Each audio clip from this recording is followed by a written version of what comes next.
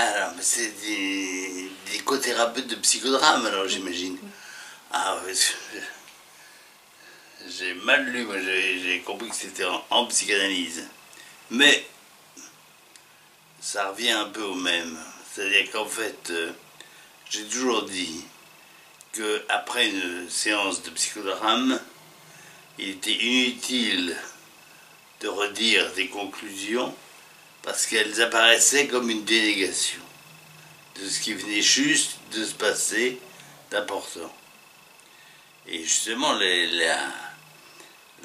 séances de psychodrame s'arrêtent quand il y a un élément inconscient qui émerge, soit un lapsus, soit quelque chose, une parole qui n'était absolument pas prévue, et quelque chose qui fait comme ça, qui fait irruption. Alors, cela dit, alors ça, c'est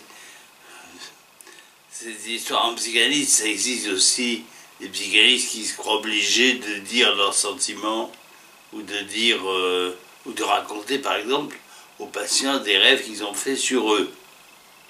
Ça n'a aucun intérêt sinon d'augmenter les résistances ou d'inverser les rôles.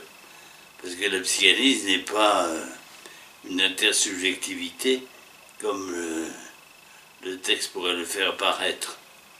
Ce n'est pas une intersubjectivité, c'est une asymétrie entre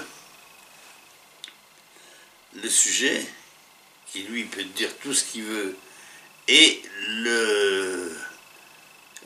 l'analyse qui lui fait le mort, hein, qui n'est là que pour entendre l'autre avec un grand A qui parle à travers ce sujet.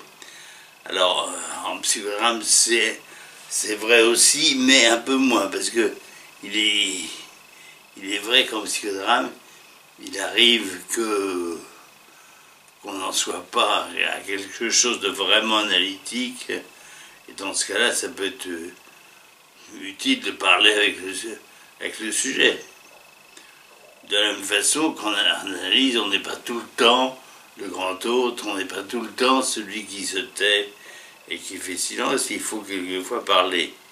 Mais en aucun cas raconter sa subjectivité. Ça ne sert strictement à rien. Et d'ailleurs, le patient le remarquerait très vite.